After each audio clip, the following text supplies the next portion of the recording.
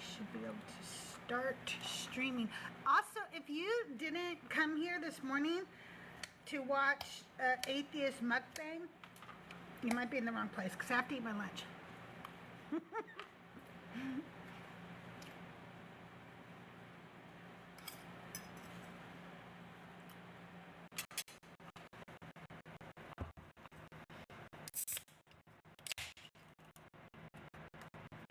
All right, you guys, we're just gonna tap the screen.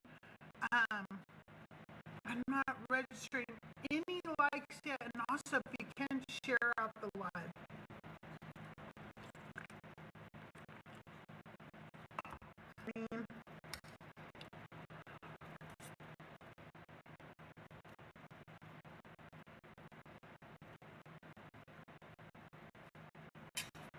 Hey Eddie, I'm always that I got from Vallarta's are so spicy.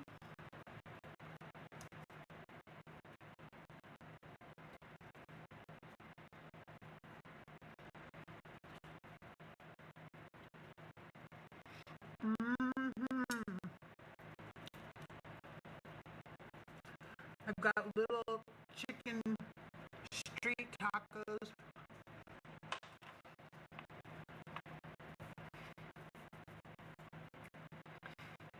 Hey Rabbi, we're just starting in Leviticus this morning. You want to come up? Where's my actual Bible? Where is my Bible?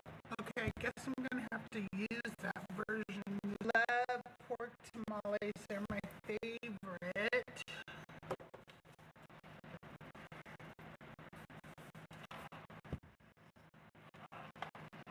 But I'm not a dessert tamale. Vallarta's has these strawberry dessert tamales that I want to try. They look yummy. Vallarta's is a Mexican supermarket.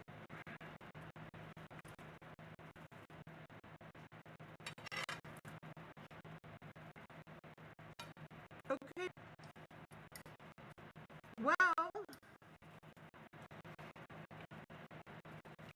if you're friendly, the guest box is open. I love gardenias too. Love gardenias.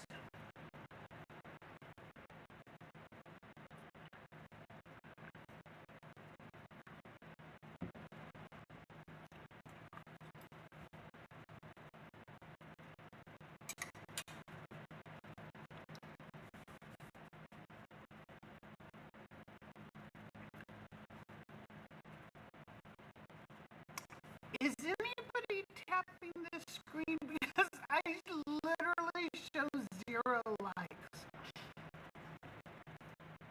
Hey, my God, is a black chapter 1. If you want to come on up. I'd really appreciate it. I'd love to have a friendly up here. Be reading from the New American Standard Bible, which is not always the best translation, so we have to look things up. We can do that. I have my app.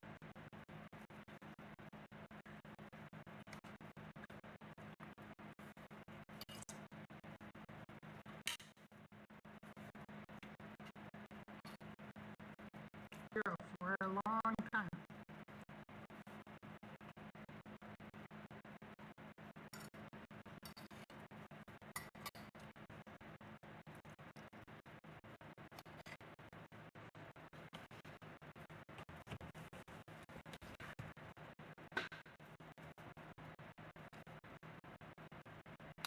Oh,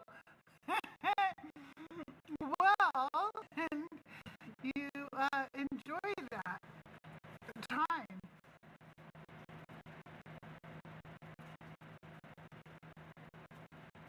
I hope you do. I really. Also, we should do a decon Q&A with CrystalJae.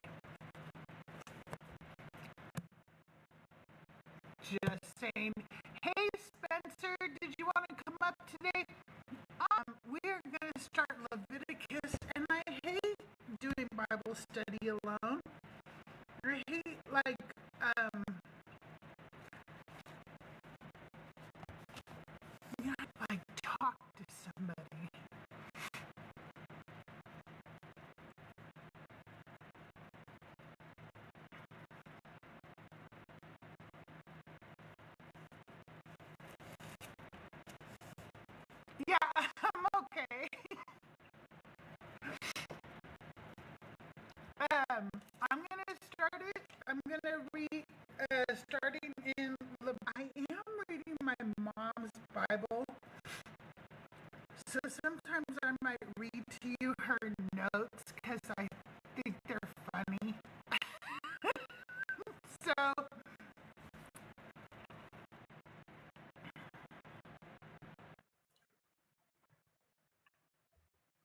hey Spencer, how are you?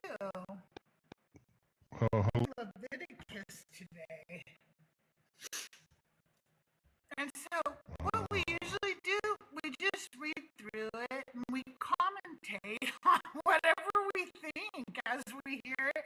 If we have medical sources for it to find out, what we're, what does Judaism teach about. And a lot of times, Rabbi Bert or Rabbi Hannah will join me. Rabbi Hannah is picking up her son, but she said she'll come join us if we're going to do. I'm reading, it's the New American Standard, not a great translation. So please give any input or any questions you want, okay? Because I hate when I'm just talking to myself. All right. Meeting, saying, speak to the sons of Israel and say to them, when any man of you brings an offering to the Lord, you shall bring your offering. Offering is a burnt offering from the herd. He shall offer it a male without defect. He shall offer accepted before the Lord.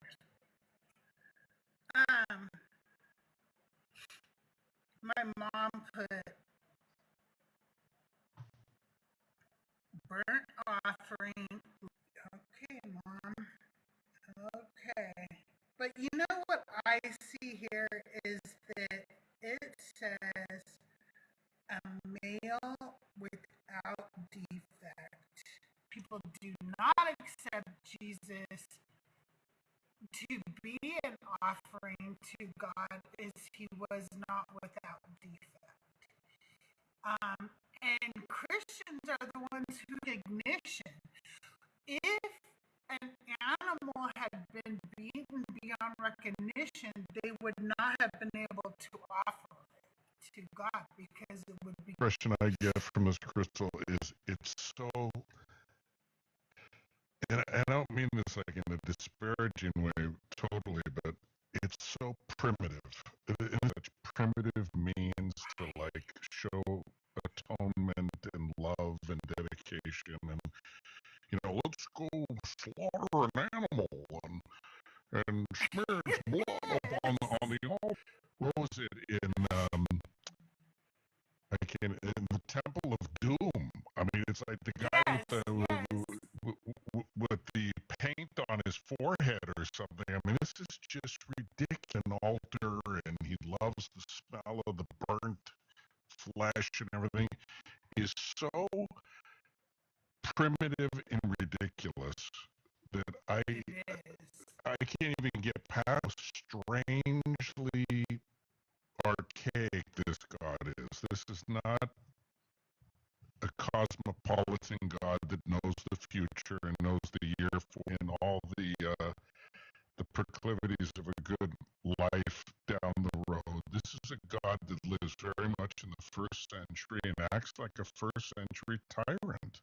Up how they built the tent, and all the requirements with the gold and the rings and the if you are an all-knowing God, wouldn't you know at that time that gold wasn't really the most valuable, but because it is a period piece, and that's literally what we're reading is people from that period thought God doesn't have any idea what's going to go on in the future. Okay, Dagda, well, good to see you. Hope you have a good day at work. Okay, praying that it may be accepted for him to make atonement on his behalf.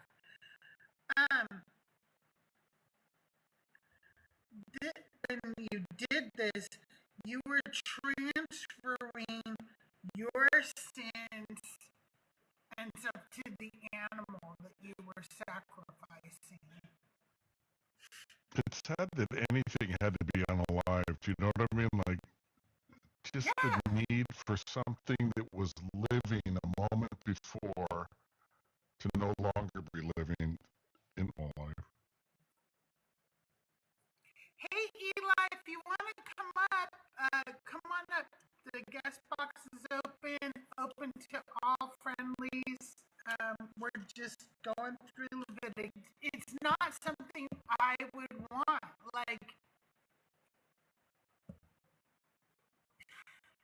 if God came to me and said, like, have you unalive this animal, I'd be like, okay, I can do it. Like, like, give me a punishment doesn't seem exactly right. It doesn't seem exactly fair.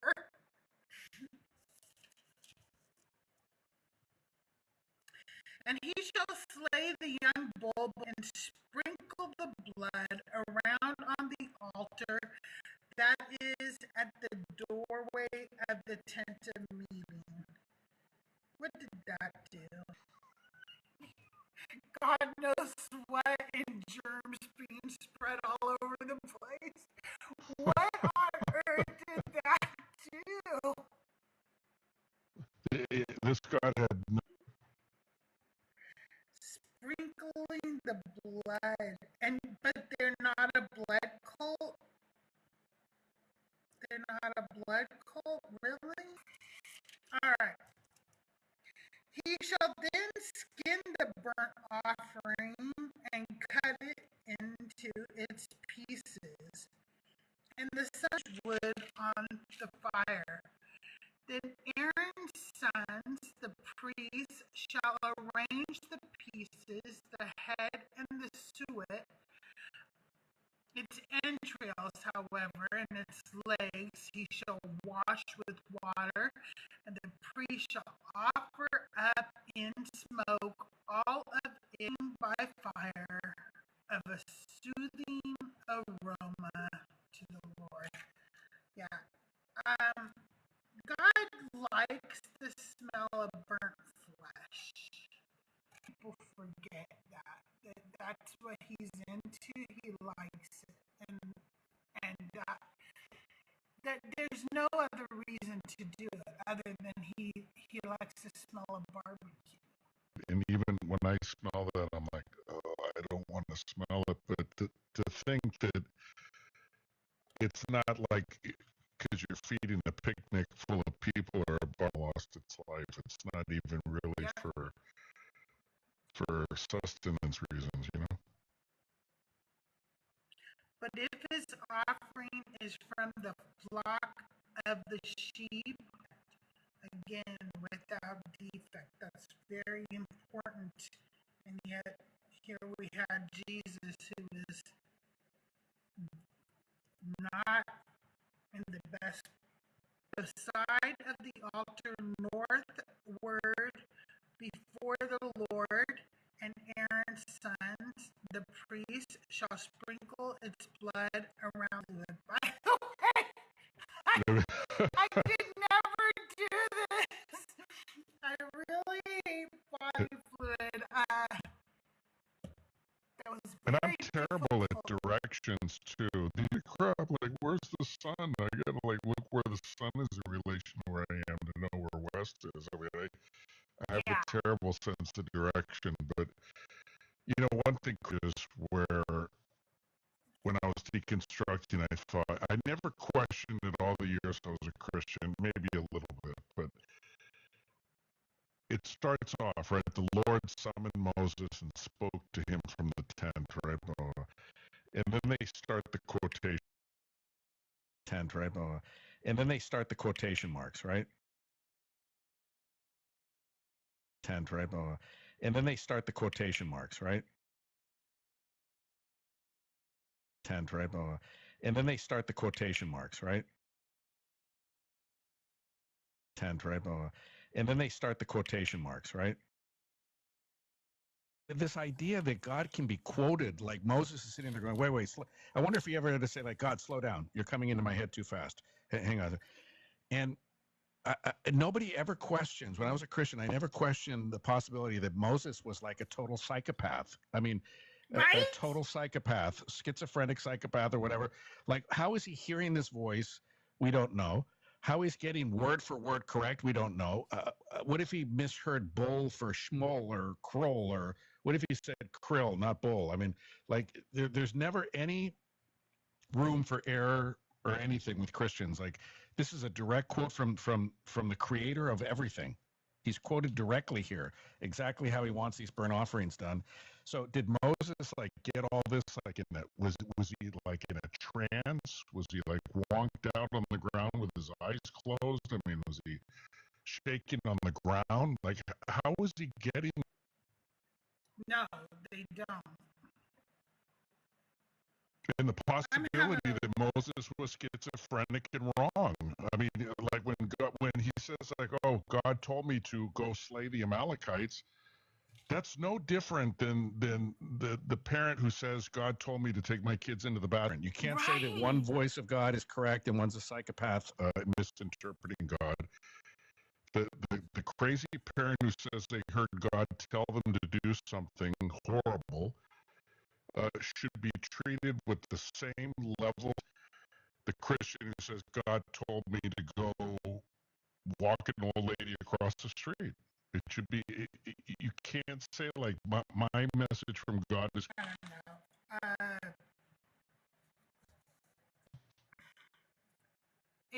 I don't know. It just blows my mind.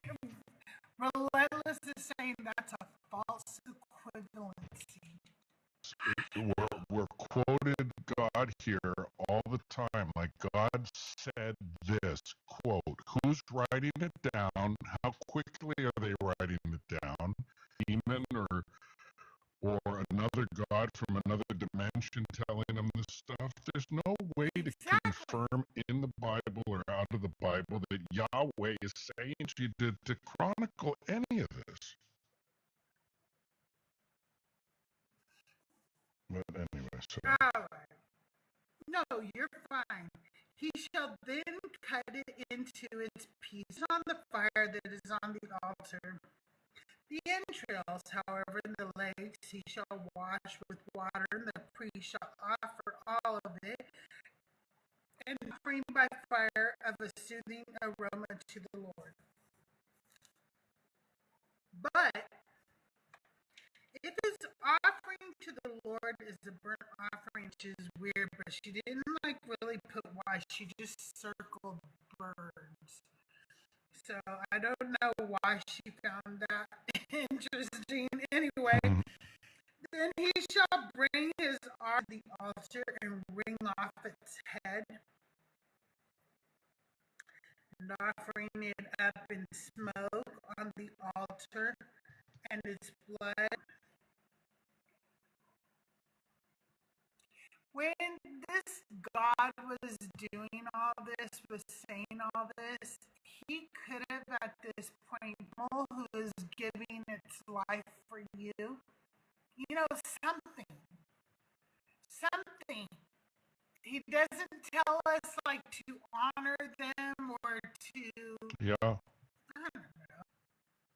And the priest shall bring it to the altar and wring off its head and offer it up in smoke on the altar, and its blood is to be drained out on the feathers, and cast it aside the altar eastward to the place of the ashes.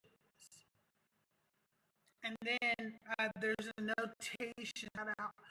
But then it says, then he shall tear it by its wings, but shall not sever it, and the priest shall offer it. It is burnt offering, an offering by fire of a soothing aroma to the Lord. There's that aroma that he loves so much. Why didn't this God say gather up pine cones and spruce needles or whatever trees they had in that part of the world? I don't know, man. And you know what I mean?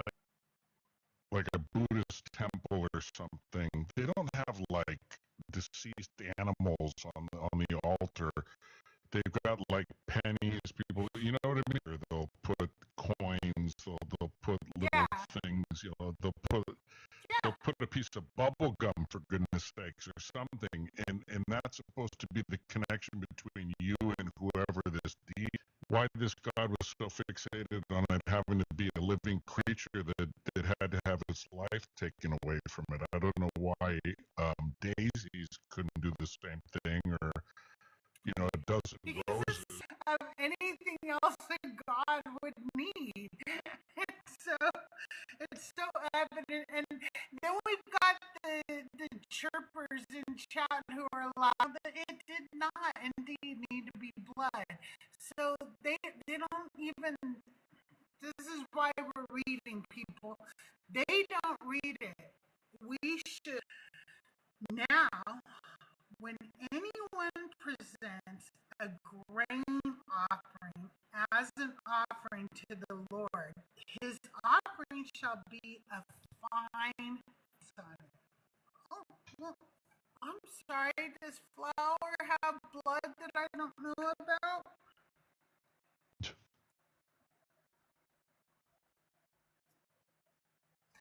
Okay. All Leviticus 2, from 1 to 2, it's still the Lord being quoted. Yes. Like a lawyer quoting to. It is, it really is. He shall then bring it to Aaron's sons, the priests, and shall take from it his handful of its fine and smoke as its memorial portion on the altar, and offering by fire of a soothing aroma to the Lord. And the remaining most holy of the offerings to the Lord by fire. Now, when you bring an offering of grain offering baked in an oven, okay, I know this for a fact. It shall be unleavened cakes of fine flour mixed with oil. Your offering is grain offering made on the griddle. I'm sorry. It shall be a fine flour, unleavened, mixed with oil. You offering. Now, if your offering is a grain offering made in a pan, it shall be made of fine flour with oil. These things to the Lord, it shall be presented to the priest, and he shall bring it to the altar. The priest then shall take in smoke on the altar as an offering by fire of a soothing aroma to the Lord. And the remainder of the grain offerings belong to Aaron. No grain offering which you bring to the Lord shall be made with leaven, for you shall not offer up in smoke any leaven of first fruits.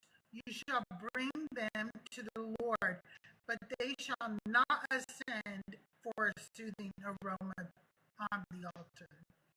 Every grain offering, salt of the covenant of your God, shall not be lacking from your grain offerings. With all your offerings, you shall offer Aaron and his sons. It just sounds like they were like, you guys remember to season this stuff, okay? Because it was tasting a little. Yeah, and you know what happens, like when my wife was making brownies and we were out of like a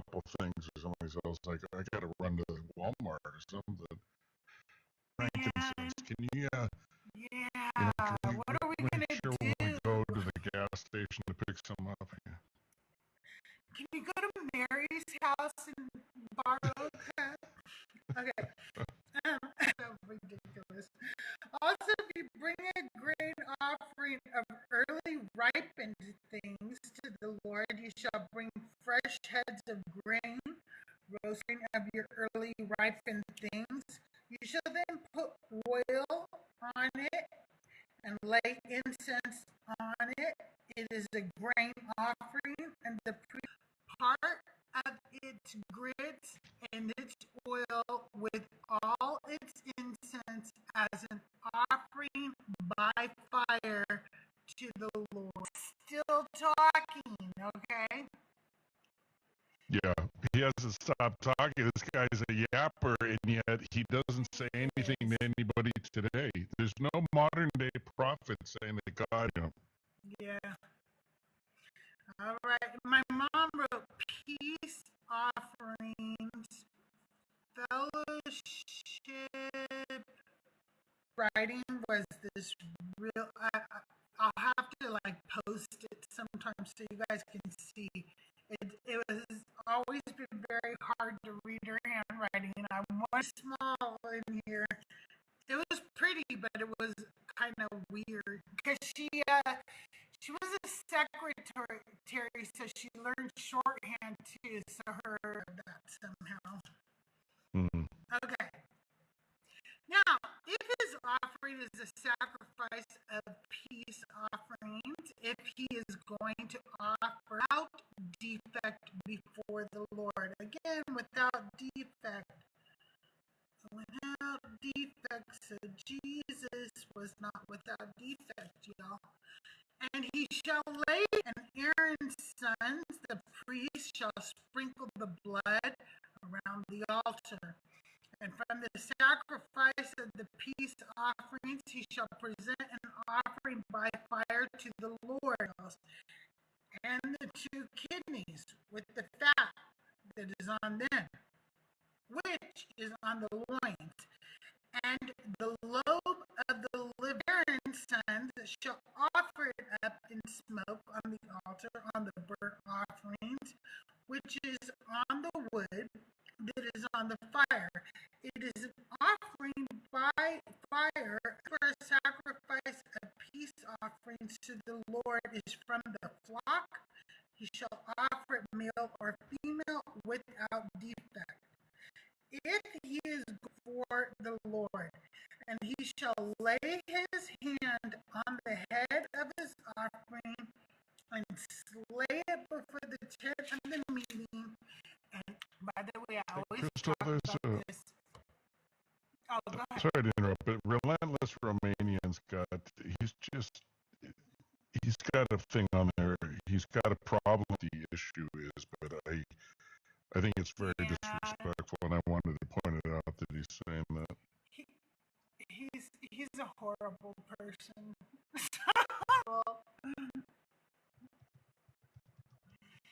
Why would I have my unalive mother's Bible? Why would I have that, Spence?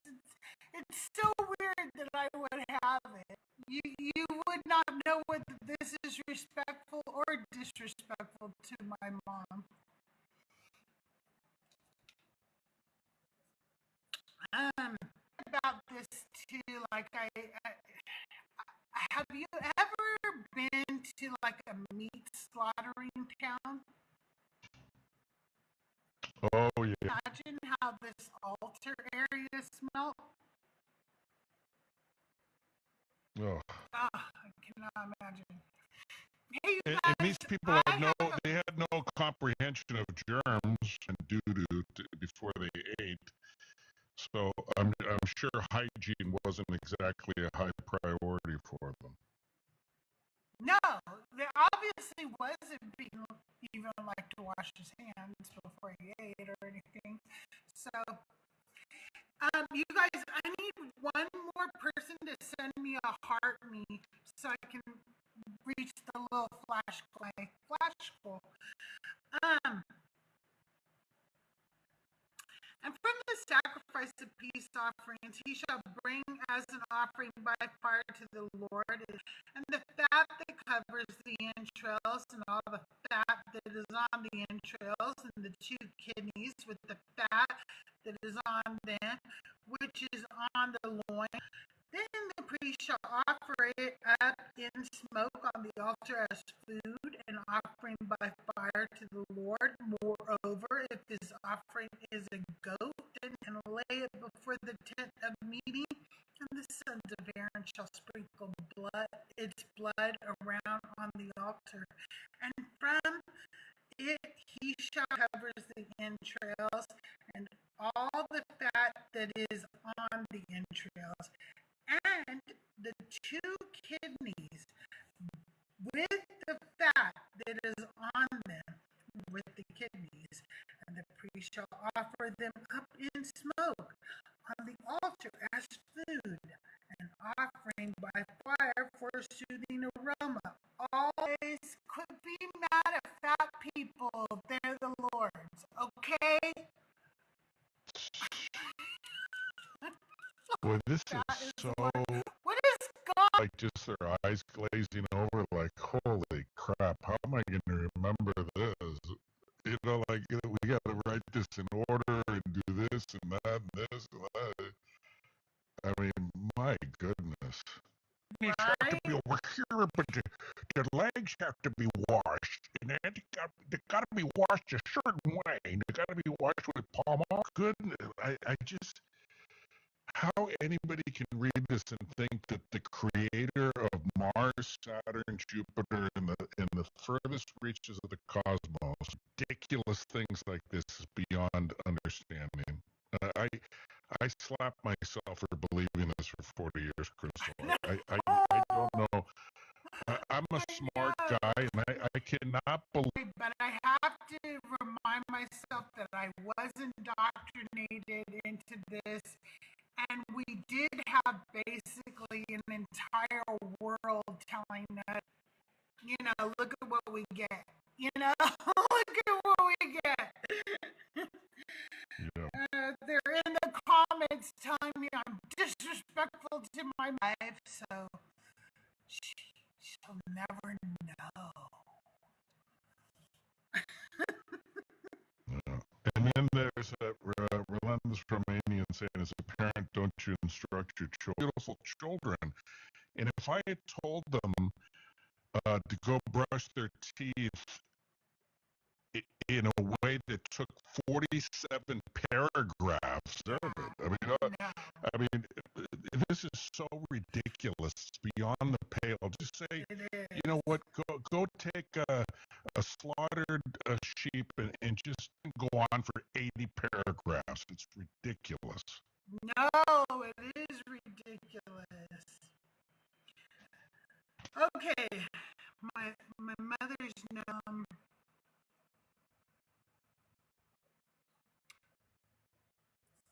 following something of God's expectation. Then the Lord spoke to Moses, saying, speak to the sons of Israel, saying, if a person sins unintentionally and commits any of them, if the anointed priest sins so as to bring guilt on the people, then let him offer to the Lord a bull he has committed. Okay, I have a problem with this.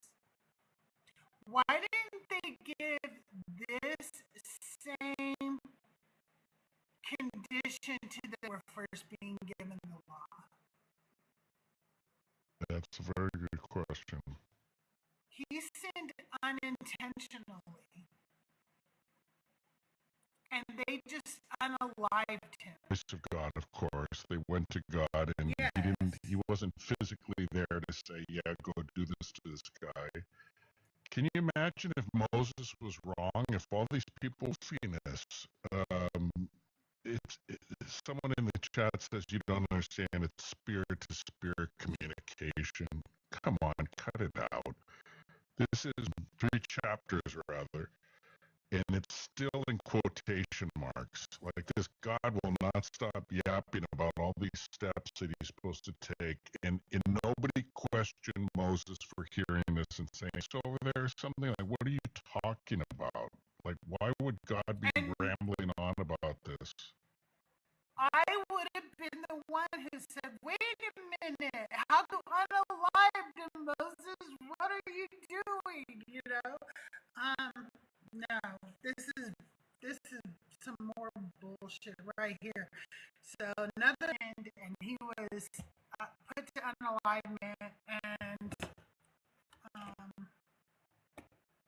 yeah. All right, let's see. And he shall bring the bull, the head of the bull, and slay the bull before the Lord. Then the anointed priest is to take some of the blood of the bull and bring it to the tent and burn the blood 7 times before the Lord in front of the veil of the sanctuary. The priest shall also put some before the Lord in the tent of meeting, and all the blood of the bull he shall pour out at the base of the altar of burnt offering, which is all the fat of the bull of the sin offering, the fat that covers the entrails, and all the fat which is on the entrails, and the lobe of the liver, which he shall remove with the kidneys, just as it was removed from the ox of the sacrifice of peace offerings, and the meat of the bull, and all its flesh with its head and its legs and its entrails and its refuse. That is all the rest of the bull. The ashes are poured out, and burn it on wood with fire where the ashes are poured out. It shall be burned.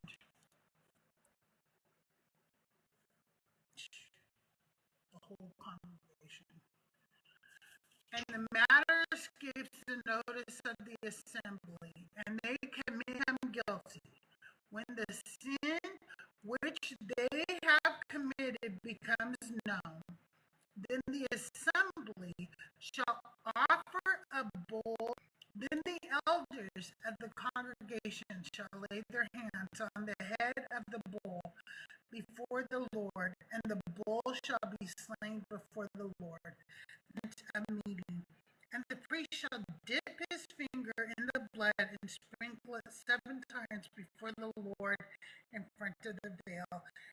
And he shall put it in the tent of meeting, and all the blood he shall pour out at the base of the altar, a burnt offering, which is after this.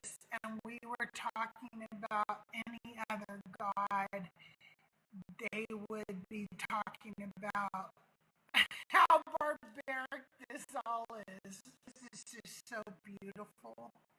It's just so beautiful. This sounds so first century. Oh, wait a minute. Hey, Crystal, I hate to do this. I have to help my father-in-law out with a project. I start work tonight, so it's still kind of my last day off. So listen, I love that you do this. I love your stuff, and thanks for letting me hop on with you. It was a real pleasure. No problem. Thanks, and great lives too, and you'll really enjoy listening to that beautiful radio voice that he has. Aaron, if you would like to few more friendlies up here, so I'm not alone reading the Bible. I'm gonna reread a portion because I don't remember exactly what the altar, which is before the Lord in the tent of meeting, and all the blood he shall pour out on the base of the altar of burnt offering from it, and offer it up in smoke on the altar. Hang on, let me bring you up, Aaron. Hanging out. How are you? Let me bring. You know, I'm extra angry today, but not you. So, politics in general today have me quite worked up. So, I'll listen to your soothing voice reading the Bible, and I'm sure it will. Far on this ridiculousness in the first few chapters of Leviticus. I came in where all the bull is happening. The bull. Absolutely. I think that I really like what Spencer had to say so far as Moses this, and he remembered every word God said and wrote it down. When we're now on the third chapter, God is still talking. Porter, we know that. How he memorizes it is beyond me. And then also, I just really like to point out that unintentionally, and yet they didn't offer that to the man who picked up sticks on the Sabbath, and I just think that's horrific. You know? Anyway, okay. He shall also do with the bull just as he did with the bull of the sin offered them, and they shall be forgiven. Then he is to bring out the bull to a place outside the camp and burn it as he burned the leader sins, and unintentionally does any one of all the things which the Lord God has commanded not to be done, and be known to him, he shall bring for his offering a goat, a male without defect, and he shall lay his hand offering before the Lord. It is a sin offering. Then the priest is to take some of the blood of the sin offering with the rest of its blood. He shall pour out at the base of the altar a burnt offering, and all its fat he shall offer up in peace offerings. Thus the priest shall make atonement for him in regard to his sin, and he shall be forgiven doing any of the things which the Lord has commanded not to be done, and becomes guilty if his sin which he has committed. So he could have sacrificed a goat because he was just a common person. He wasn't one of the elders or anything. And they did just another friendly Bible contradiction. I'm sorry, I am highlighting this because I'm here. You didn't know that was a sin. Here's a goat. And he shall lay his hand on the head of the sin offering, and slay the sin offering blood with his finger, and put it on the horns of the altar of burnt offering, and all the rest of its blood he shall pour out at the base of the altar. Then he shall remove all the offerings, and the priest shall offer it up in smoke on the altar for a soothing aroma to the Lord. Thus the priest shall make atonement for offering. For a sin offering, he shall bring it a female without defect. A female without.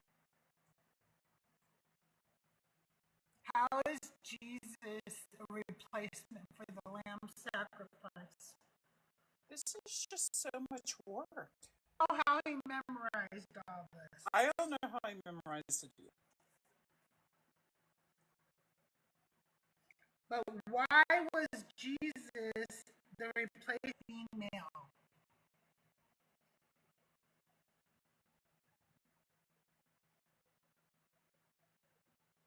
I was always taught he was the lamb. the lamb, the head of the sin offering, and slay it for a sin offering in the place where they slay the burnt offering. And the priest is to take some of the blood offering, and all the rest of its blood he shall pour out at the base of the altar. Then he shall remove all its fat, just as the shall offer them up in smoke on the altar on the offerings by fire to the Lord. Thus the priest shall make atonement for him, shall be forgiven. Chapter 5, and God is still yapping. Still yapping. All right. Guilt offering, my mom wrote. Guilt offerings trespass unwittingly. She wrote, he hears a public adjuration to testify when he is a witness, whether he has seen or otherwise known.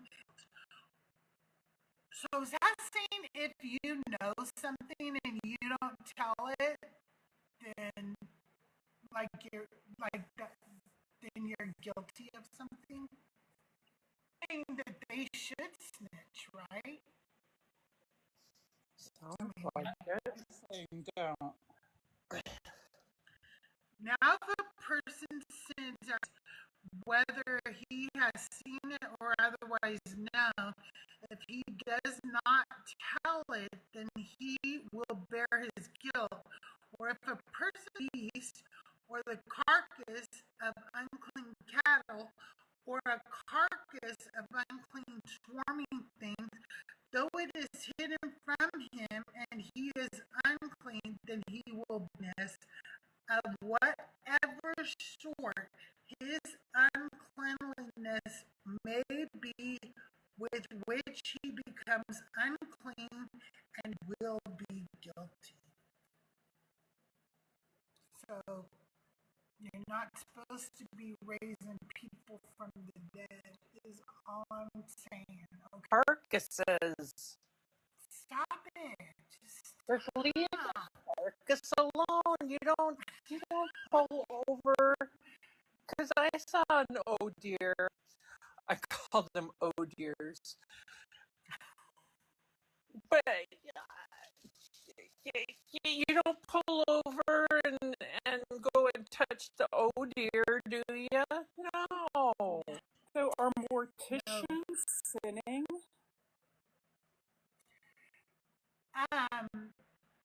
I think that you're allowed to prepare the body Up like to the heal it. coffin and touch grandma's hand. You can't do There's that. special people for that, and then they have to go get cleansed after they do all this sinning.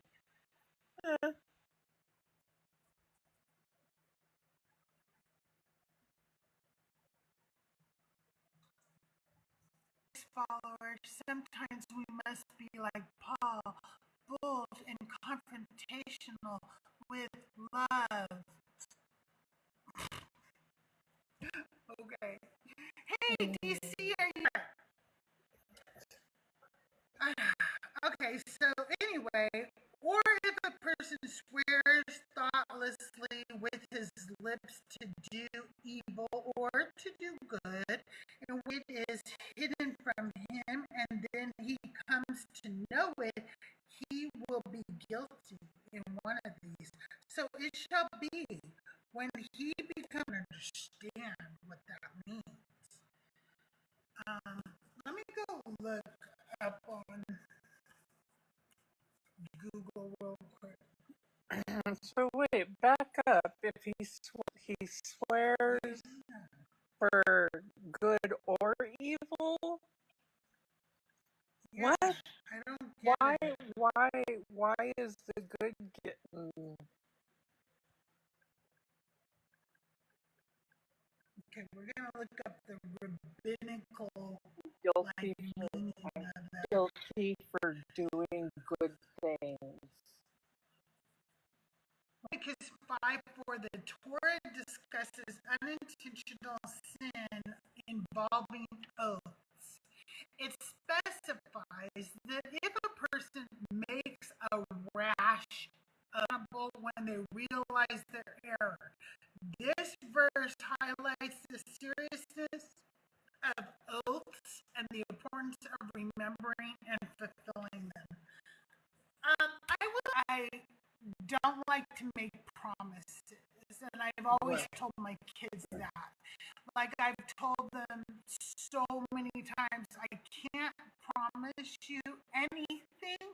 So I'm like that. I plan to do that, but I can't promise hear it you over things. and over again in the nursing and medical field. Do not make promises. I agree. I like that. Yeah. So okay. So I'm not so mad that he about this one, but it was confusing the way it was worded. Though, why does God care whether they forget that they made an evil oath? What if, like I said, I'm gonna unalive that guy, and then that doesn't make sense. Good You point. know, Crystal, it also brings to mind how when I was a Christian, and I'm not sure where this is from in the Yes. yeah. Yes. So if we were praying for somebody that was struggling with infertility to have a baby, woman. So is that the same thing?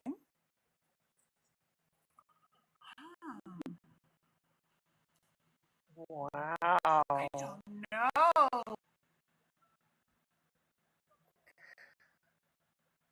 That's like ego times 100 to me. It's like the ego it takes to say, Yeah. I have a lot of magically ego as a Christian. oh my goodness. I have a lot of ego as a Christian. There's probably a Bible verse. Yeah. Let's find out. Did he say pray as if it already has happened? Let's find out.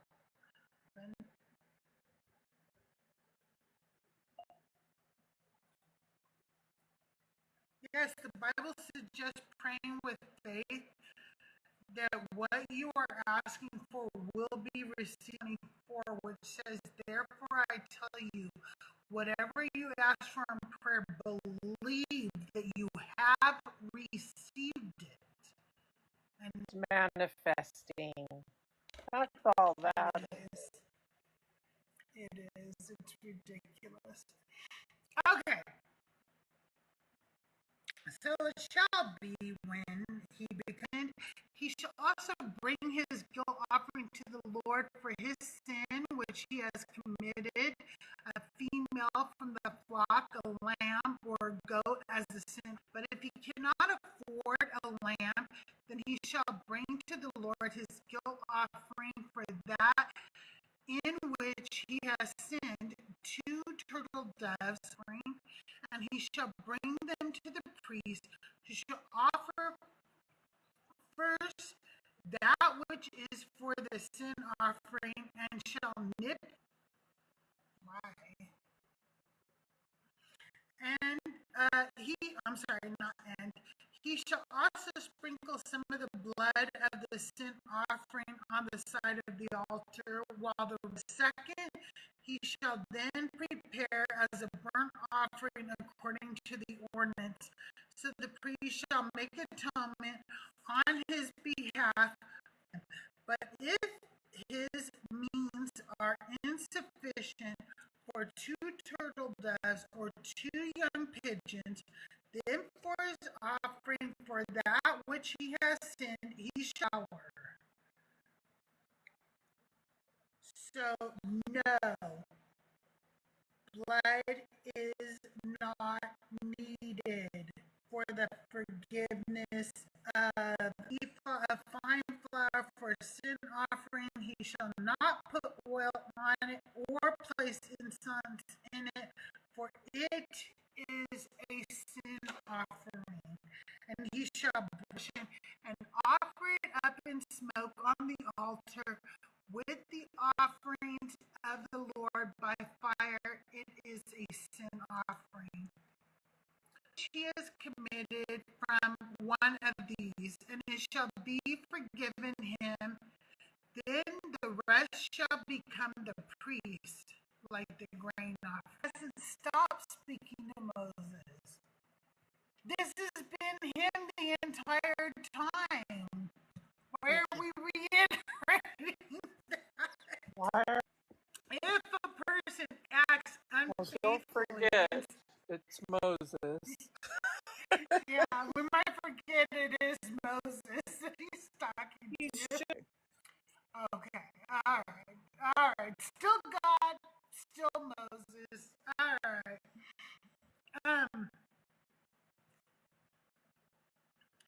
If a person acts unfaithful, offering to the Lord a ram without defect from the flock according to your valuation in silver by shekels, in terms of the shekel of the sanctuary, for against the holy thing, and shall add it to the fifth part of it, and give it to the priest. The priest shall then make atonement for him with the ram and sins, and does any of the things which the Lord has commanded not be done, though he was unaware, still then to bring to the priest a ram without defect from the flock, according to your valuation, for a guilt offering.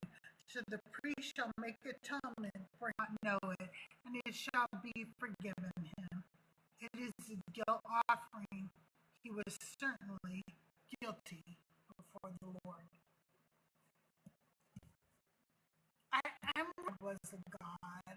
You know what I mean? Like, I never punish my kids for not knowing.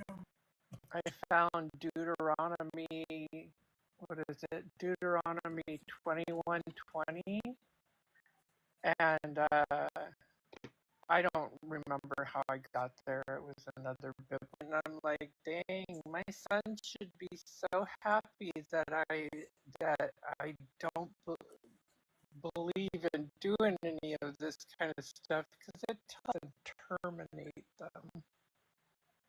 It's crazy. Wow. You know, and so I sent it to my kid, my old, doing that, Mom.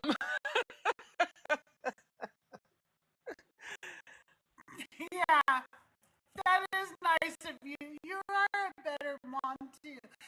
Hey, I'm just in my chat. Relentless is gone now. In case any of you need reminding, Jesus was an immigrant. Don't forget that.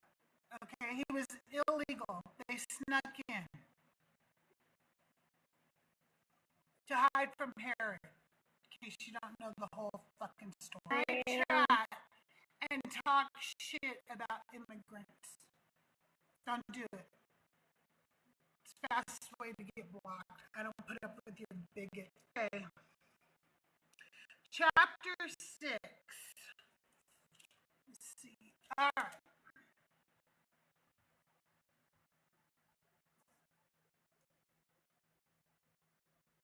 Illegal.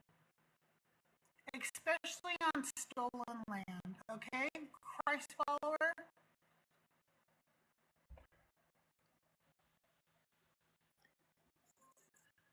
And deceives his companion in regard to a deposit or a security entrusted to him, or through robbery, or has found what was lost and lied about it and sworn falsely, so that his sins in regard to any one of the things, that he shall restore what he took by robbery, or what he got by extortion, or the depositing which he found. Okay, this is something I didn't know that they even had in the Torah, because I'm some you just need to pray and ask God for forgiveness. They never really teach you that you need to make up to the person that you hurt. I didn't even know this was in here. Did you? I didn't know that.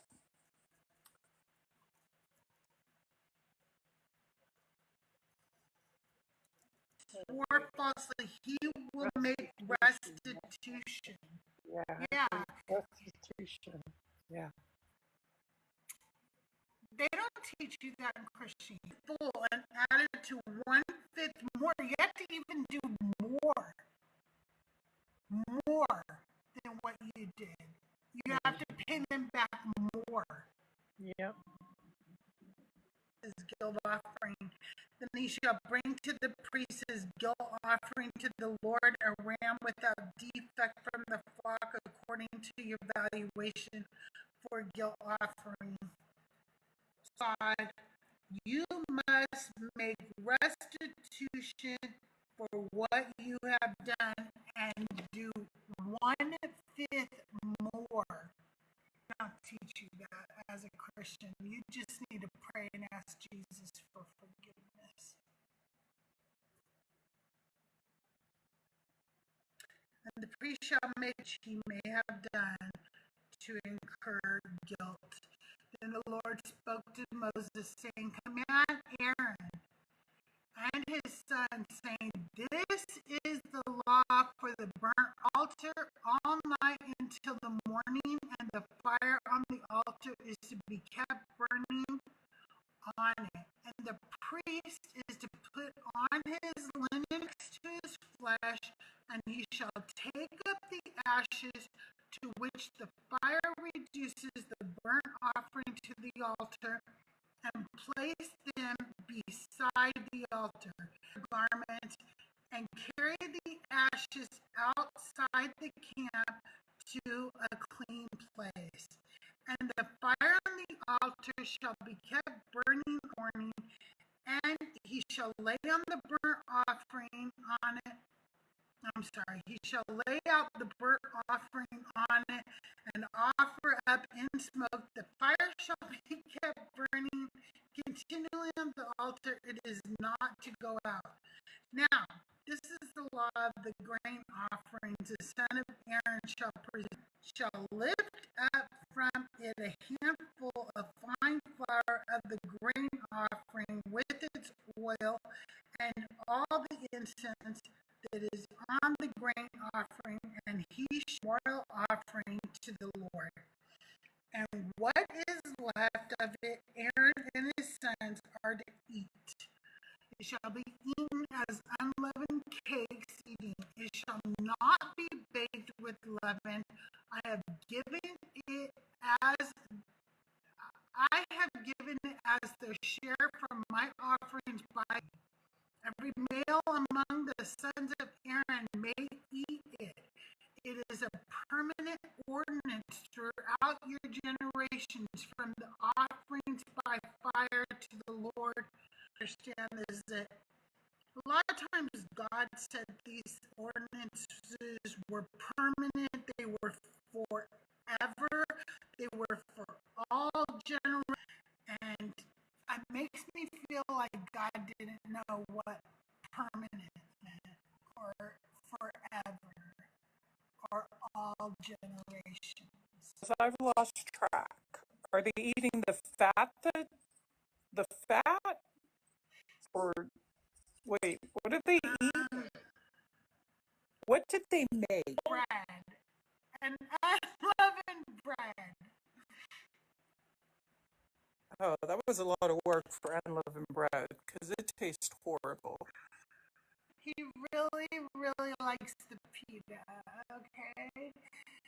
He just really into it. The Lord spoke to Moses, saying, He has anointed the tenth of an ephah of fine flour as a regular grain offering,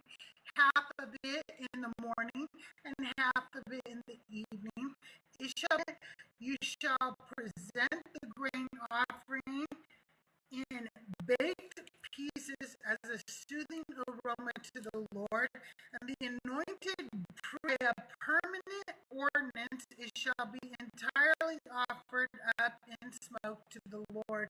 So every grain offering of the priest shall be burned in. Okay.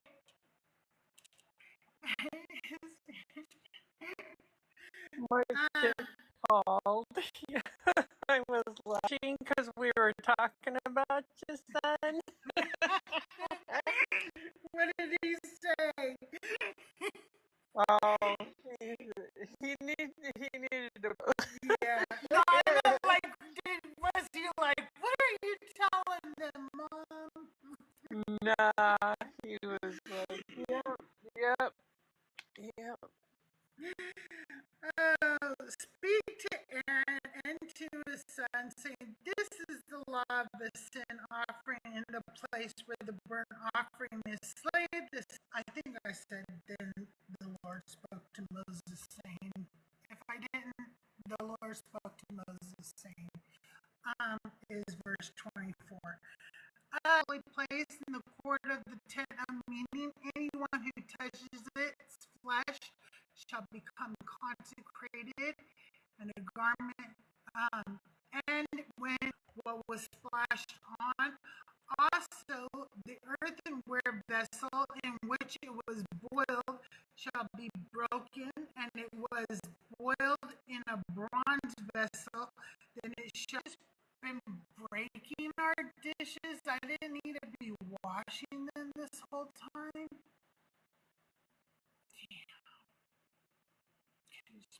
Free suffering. Always. It's like, what? Just wash the dang thing. Right.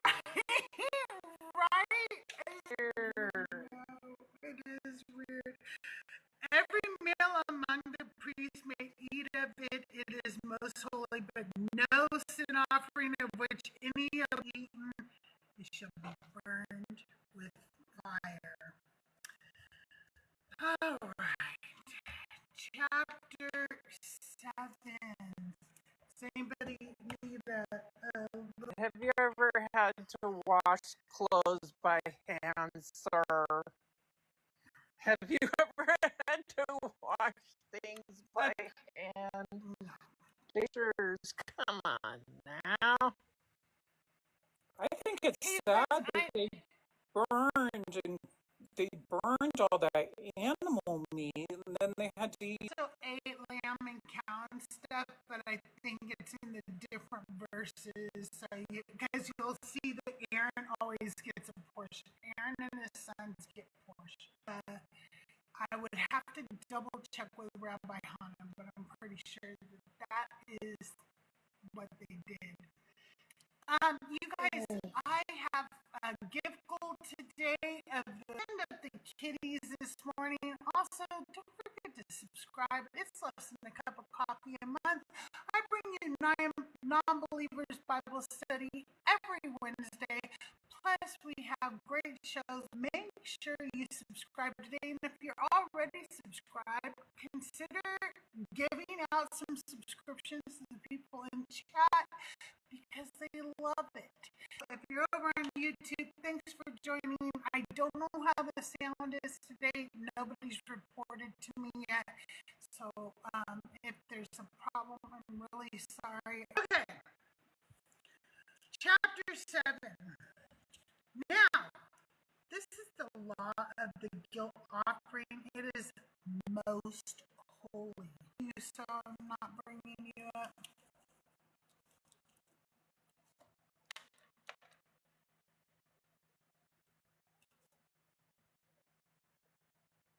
Live. That's we like having conversations. As long as they're all respectful, that's great. Okay. In the place where they slay it around on the altar, then he shall offer from it all its fat, the fat tail, and the fat that covers the entrails, and the lobe on the liver. He shall remove with the kidneys. I don't smoke on the altar as an offering by fire to the Lord. It is a guilt offering. Every male among the priests may eat of it. It shall be eaten like the sin offering. There is one law for them. The priest who makes atonement with it shall have it. So see, they start eating it, and Aaron and his sons. Yeah. But not everybody gets it. 11:29 through 40 out of my head when I just call him Jeff because I can't pronounce his whole name. King Jeff makes a vow that whatever comes out of the door that he offers as a burnt sacrifice, if the God will let him defeat the but I know who you're talking about. Ammonites. It's an A. It's one of the A ones. Might be Ammonites. It's probably the Ammonites. And his little virgin 12-year-old daughter. And so he goes ahead and sacrifices her. And now I have a girl in my mind, and I can't get rid of it. Oh, do they eat her? I'm a These are sin offerings, and his was more like a follow through on a vow. And I'm like, it's enough for me to even think about the God chewing on. It's like, hello. And it was the Ammonites. You were right. It was the Ammonites? Okay. Yes. I left off, so I'm going to start at 7. We'll go from there. 7:7. The guilt offering is like the sin offering. There is one law for. Oh, okay. Also, the priest who presents any man's burnt skin of the burnt offering which he has presented. So, let me say that again. Also, the priest who presents any man's skin of the burnt offering which he has presented. Now, I want you guys to really think about what's being said here, okay? So, the offering amount, the priests seem to get, you see? The priests get you think they whole family, they never ever had to go hungry? They were very well taken care of, these priests. 7-bedroom house. Thanks to people like my parents who gave 10% of their gross income. Right. Because every grain offering that is baked in the oven and everything prepared in a pan or on a griddle shall belong to the priest, who shall belong to all the sons of Aaron, to all alike. Now this is the law of the sacrifice of peace offerings, which shall be presented to the sacrifice of thanksgiving. He shall offer unleavened cakes mixed with oil, and unleavened wafers spread with oil, and cakes of well-stirred peace offerings for thanksgiving. He shall present his offering with cakes of leavened bread. And it shall belong to the priest who sprinkles the blood of the peace offerings. Finest cuts of meat. He already wears the finest robes because they've made them for him. of his thanksgiving peace offering. It shall be eaten on the day of his offering. He shall not leave any of it over until morning. But if the sacrifice of the day that he offers his sacrifice, and on the next day what is left of it may be eaten, be burnt with fire. So if any of the flesh of the sacrifice of his peace offering should ever be eaten on the third day, to his benefit, it shall be an offensive thing, and the person who eats of it shall be clean, shall not be eaten. It shall be burned with fire. As for other flesh, anyone who is clean may eat such flesh, which belongs to the Lord. In his uncleanliness, that person shall be cut off from his people. And when anyone tests or an unclean animal or any unclean detestable thing, and eats of the flesh of the sacrifice off from his people, then the Lord spoke to Moses, saying, the Lord continued to speak to Moses, the sons of Israel, saying, you shall not eat any fat from an ox, a sheep, or a goat. Also the fat of an animal which dies, and the fat of any other use, but you must certainly not eat it.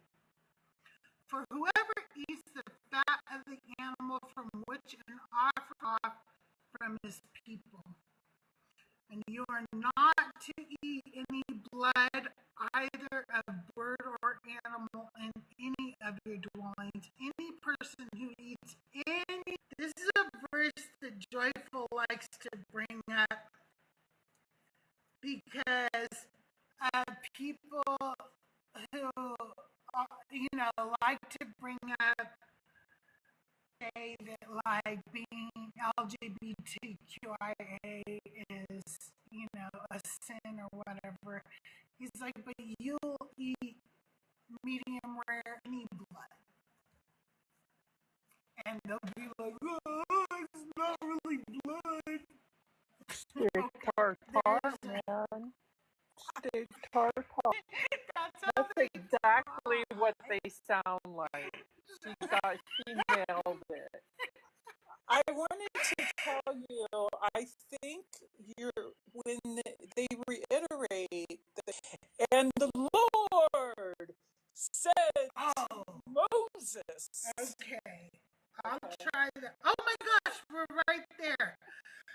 Then the Lord of Israel, saying, he who offers the sacrifice of his peace offerings to the Lord shall bring his offering to the Lord from the sacrifice of his peace offering, that with the breast, that the breast may be presented as a wave offering before the Lord, and the priest shall offer up the fat and smoke on the altars.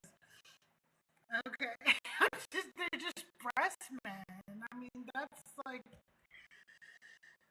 alright. Aaron and his sons just are making out like thieves. Like Joel Osteen. Yep.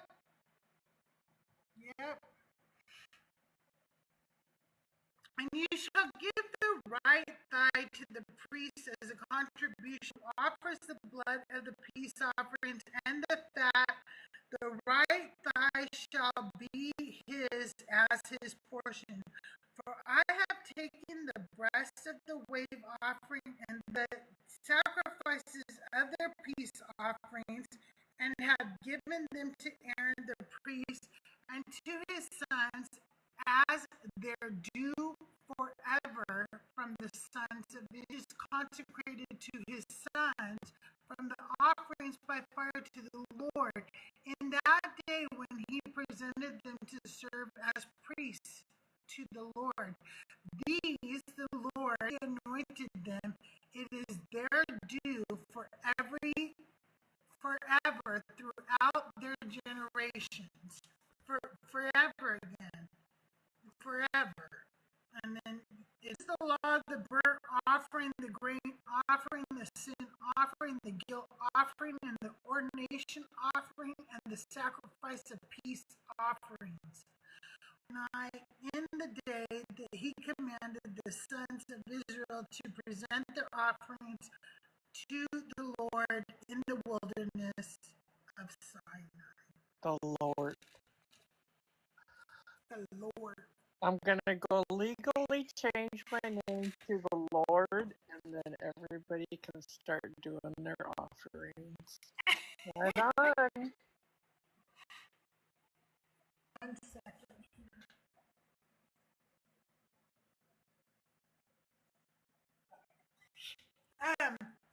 Leviticus is supposed, but man, it sure sounds like Aaron wrote this.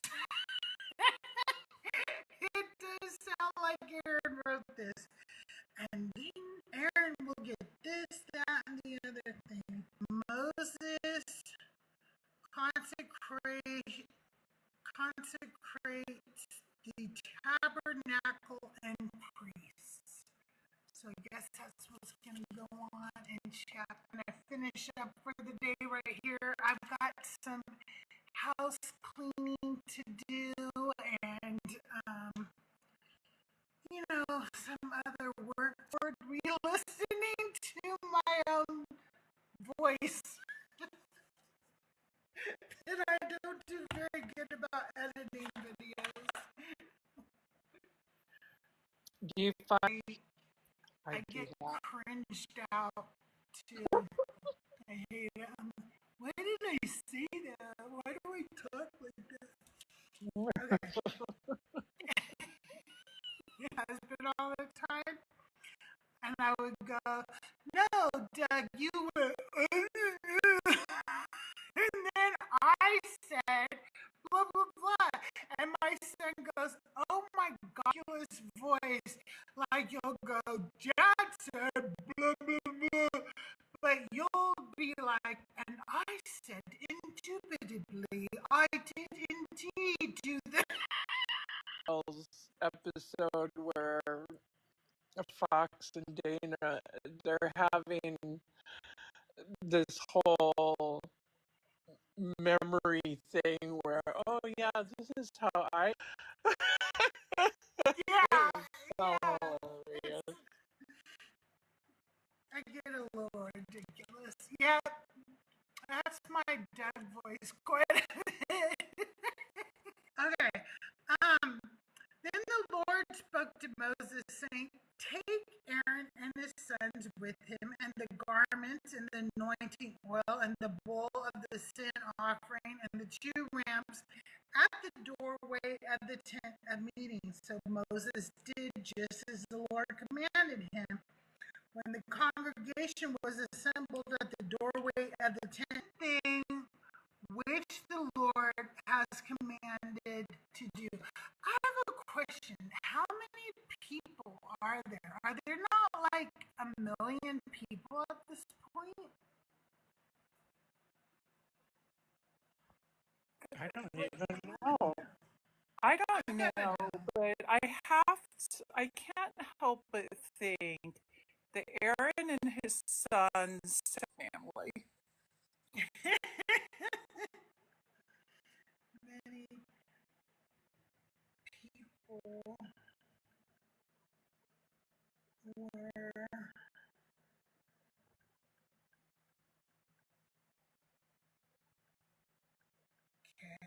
chapter 8.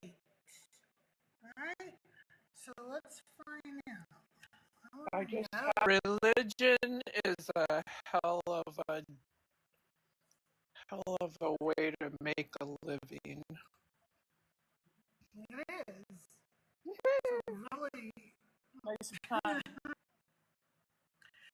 By Leviticus chapter 8, the number of Israelites is not updated in the text itself, but we can estimate the population based on previous information information. If we go to Exodus chapter 12, verse 37, they tell us that there's about 600,000 men,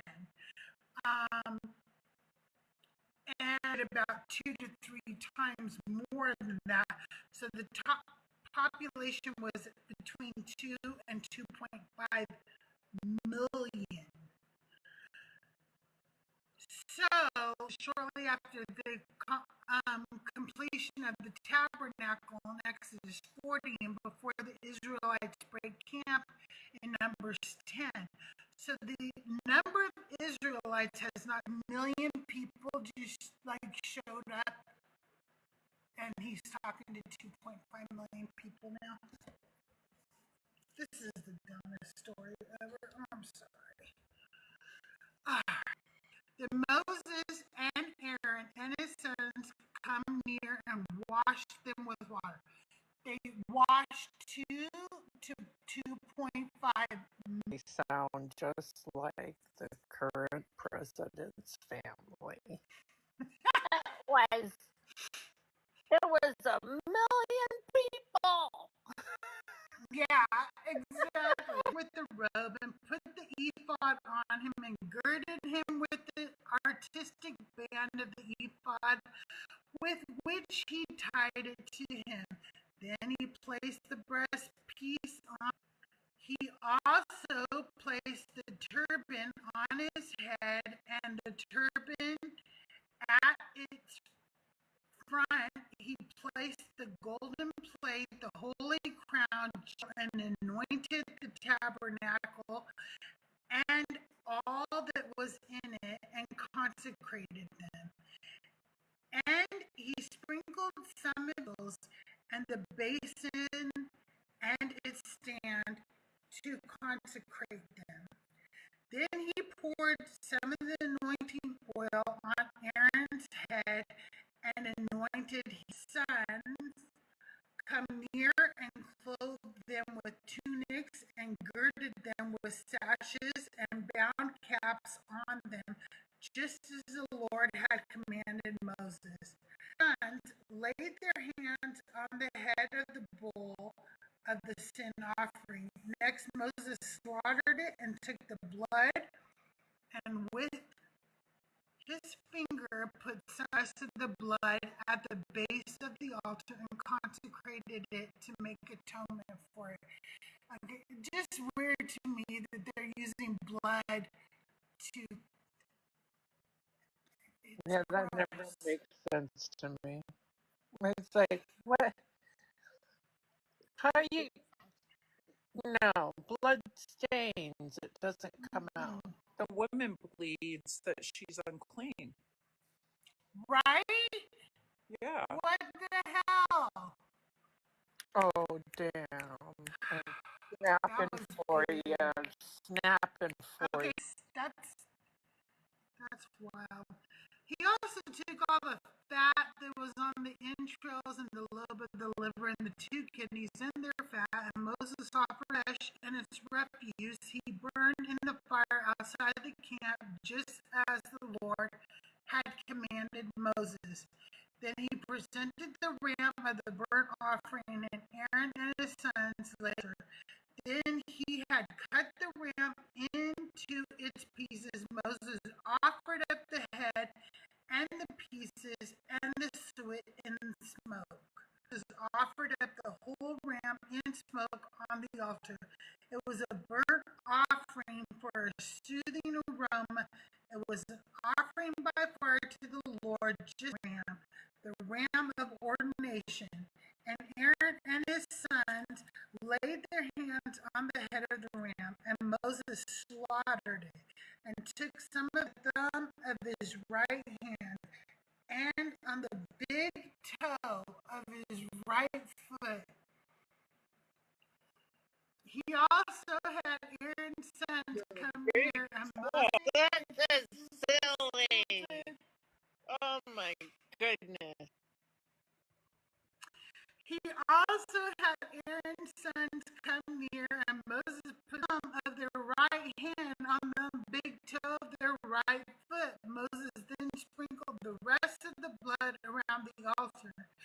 he took the fat and the fat tail and all kidneys and their fat and the right thigh, and from the basket of unleavened bread that was before the Lord, he took one unleavened cake and one portions of that on of fat and on the right thigh. He then put all these on the hands of Aaron and on the hands of his son from their hands, and offered them up in the smoke on the altar with the burnt offering. They were an ordination offering for a soothing aroma. So took the breast and presented it for a wave offering before the Lord. It was Moses' portion of the ram. Moses took some of the anointing oil and some of the blood which was on the altar, and sprinkled it on Aaron, on his garments, on Aaron and his garments, and his sons, and the garments of his sons with him. Then Moses said to Aaron and to his sons, boil the flesh which is in the basket of the ordination offering, just as I commanded, saying, Aaron and his sons shall eat it. And there remain inside the doorway of the tent of meeting for 7 days, until the day that the period of your ordination is fulfilled. For he will ordain as has been done this day to make atonement on your behalf. At the doorway of the tent of meeting, moreover, you shall remain, do not die, for so I have been commanded. Thus Aaron and his sons did all the things which the Lord had commanded. Yes, he doesn't shut up. Yeah, that's the memorization. Oh my God. And we're not even know. He talks a lot, man. No wonder his people come up here and yap so much. You know? See, yelling at people because they didn't render the fat. And it's rubbing and Well, I want to know where the fat went on the thigh fat, man. I don't know. Dripping. Hey, Benny. Hey, what's up, guys? Hey, it's good to see y'all. Benny and Benny, we were reading in Leviticus today, and I'm mad about something. Leviticus? Yes. Yes, Finally. we've been going over sin offerings. Oh. Are you ready? Yeah, go. Okay, and it says it more than once, but here's 2 and 3. Speak to the sons of Israel, saying, if a person sins and not to be done and commits any of them, if the anointed priest sins so as to bring guilt to the people, go to the other. Okay, let me go to this one, 27 and 28. I'm sorry. Now, if any one of the common people sins not to be done and becomes guilty, if his sin which he has committed is made known to him, his sin which he has committed. Okay, so if you accidentally sin, you get to bring a goat, right? Yeah, to the To bring a goat.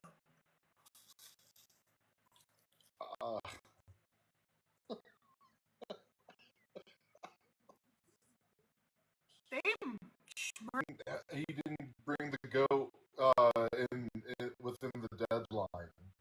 There's not really. well, they didn't give him that option back then. You don't have to have a goat. I don't have a goat to give about any of this shit. Remember, if you don't have a goat, then it's birds. If you don't have a bird, then it's flower. Blah blah blah. So it doesn't matter if he has a goat. He was never offered the goat.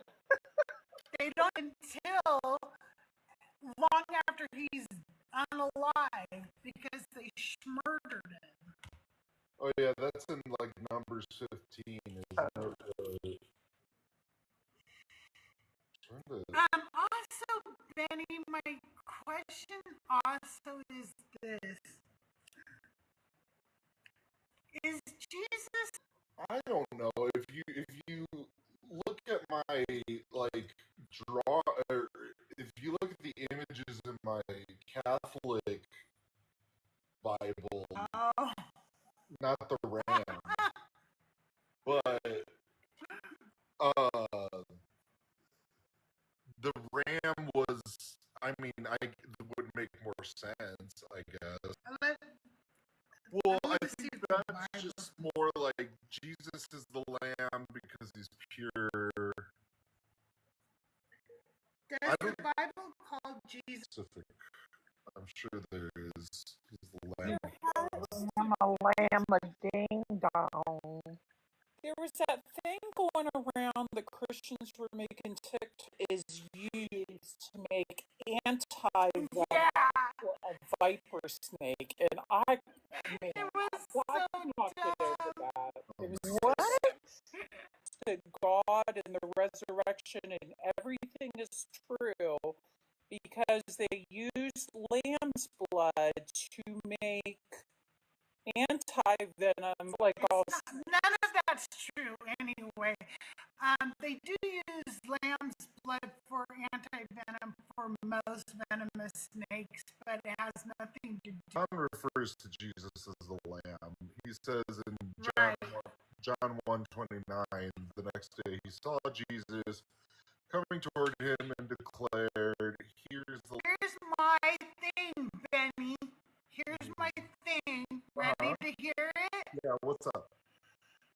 Okay, we're going to go to Leviticus chapter 4, verse 6. A lamb as his offering for a sin offering, he shall bring it a female without defect. A taco in their pants. Hey.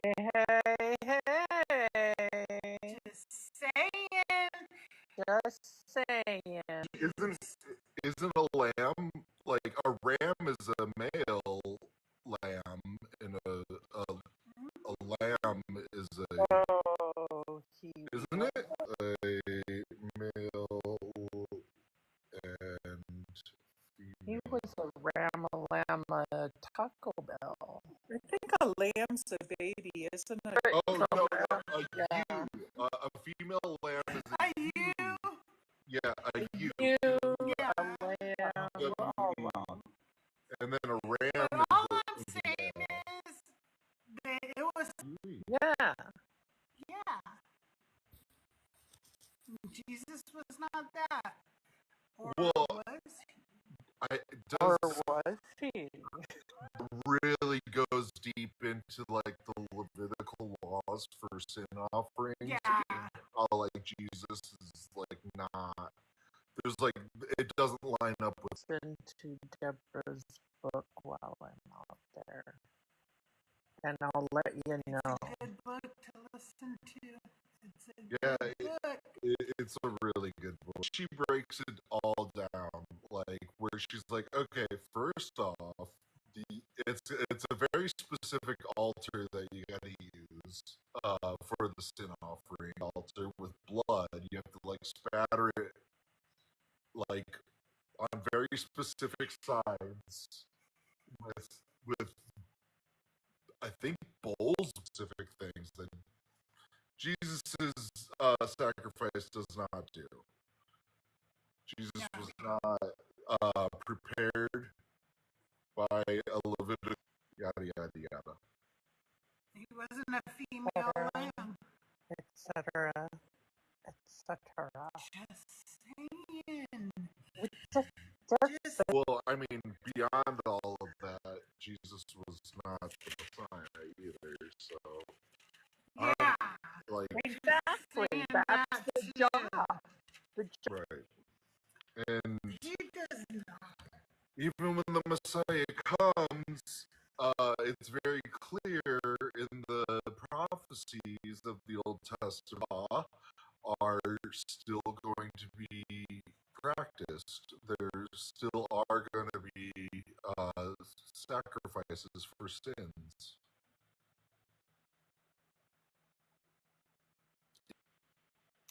And this is why I don't believe. Well, they like changed that up too. Like that's why rabbis don't do it anymore. They decided to change things up a little bit, and like the temple is now within the teachings and the words of the Torah, and like teaching the word, that was to make up for the sacrifices that they were once doing. So in a way, the sacrifices then, or what? I don't know where we are. That's I something don't know. I have to ask But for. I do know that they stopped doing sacrifices, but that's not true. They stopped doing sacrifices at the destruction of the temple in 70 AD. So I mean, they were that that was a ritual sacrifice. oh hell yeah. I'm doing a little deep dive into the whole Oh, part of my family. Maybe I haven't established this yet, so don't get excited. But all that crap that they were doing, and they were the family member that might have been in ability, and he ended up throwing a bunch of innocent people under the bus. ooh.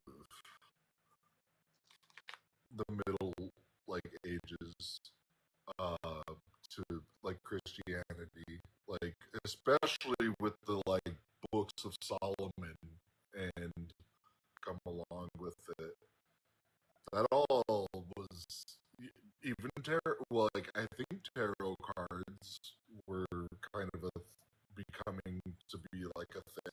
I think made in like the 70s. I didn't know that. I know that your basic. More of like an illuminated tarot card deck. I didn't know that. That's interesting. You can use Pokemon cards too. I mean, really, vibes it gives you. That's what it is. Stand for. Pikachu like the death card or what? Or the No. But like Pikachu is. Oh yeah, that's good. That's good. Is that why some Christians think that Pokemon is evil and they don't let their kids play it? Yeah, which Okay. they think means pocket demons. Which really, King Solomon was the old. He seals away all the demons, and there's That's there's hundreds. yeah. He collects them all, and then he And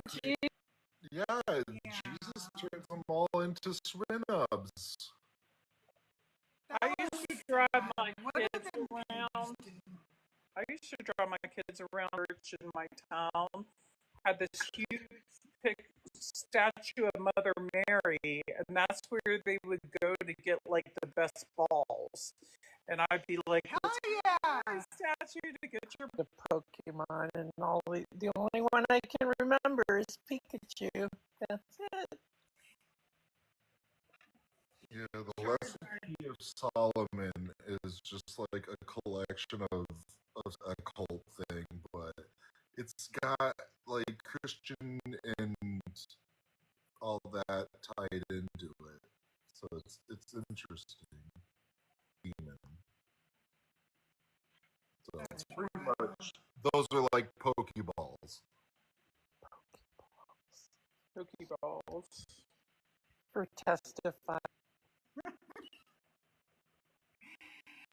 Well, you guys, that is today's non-believers Bible study. We got through to ever read. Are you serious? I love Leviticus. I love Leviticus. I love Deuteronomy. I Deuteronomy. To the good parts, because this was so much and then sprinkle the blood and then touch the horns and then put your hand on the heads, fill the blood, Yes, and then stick your sprinkling. finger in a light socket. Sprinkle. You I make blood sprinkles and put them on the offering.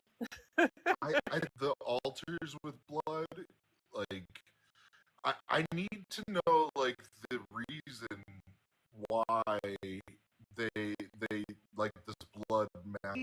That at the time we're talking, that they saw blood as a life force. It was what was inside us, and without it, we seem to die. So, supernatural powers that it does not have. And instead, what it did was they created airborne illnesses from Sounds like vampire stuff. The life of the flesh is in the blood. That's Leviticus 17:11. It's not just bodily. Humors. It's that specific one. Right. That's lame. Because I was like a vampire, I would still be me. So. love you. I would still be me. I would still me, man. Even if I'm a vampire.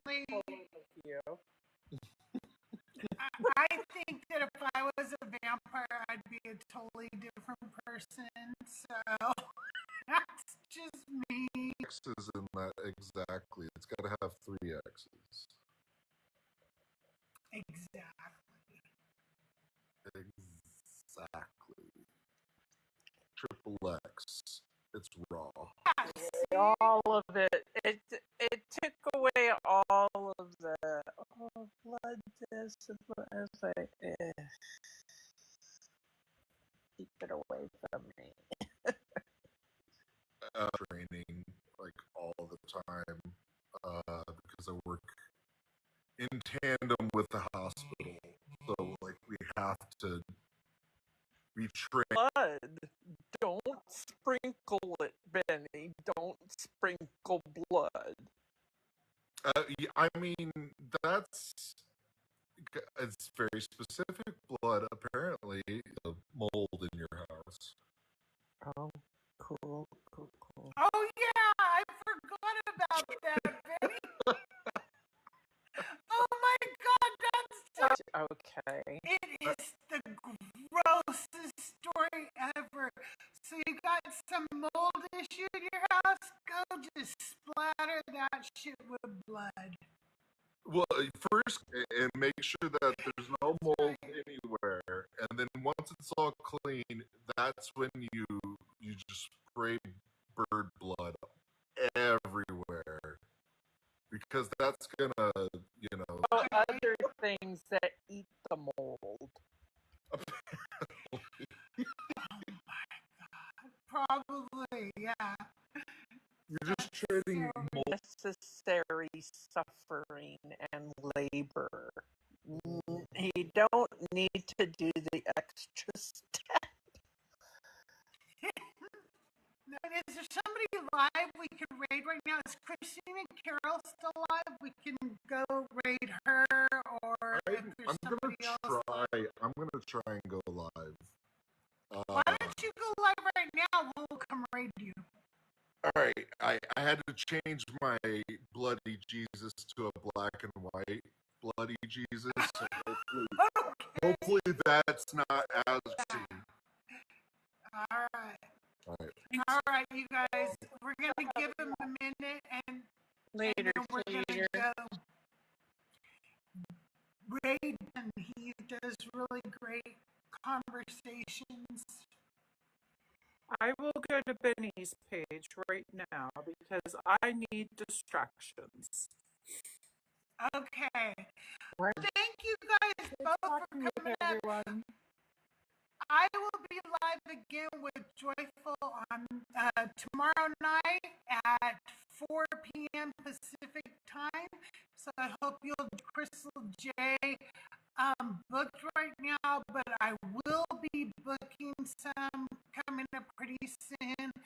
I've taken some time off to do some in Austin pretty soon. So, oh, do you make content too, Ezra? Do you go live? Oh, okay. Well, we're gonna be doing a panel live pretty soon, so I'll have you up on my panel live. Cool. We're gonna do that. It'll be fun. Yeah, I'm gonna be in Austin. If any of you are in the Austin area and you wanna meet up for some coffee or something like that out there for a little vacation. And yeah, and then I'll be back to my regular programmed self. But I won't be back to a regular schedule until the end of July. So, all right, is Benny live? Go raid Benny.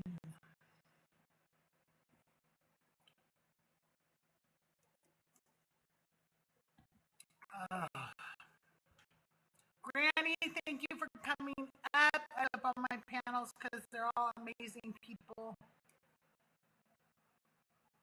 And let me know when Benny's live and we'll go over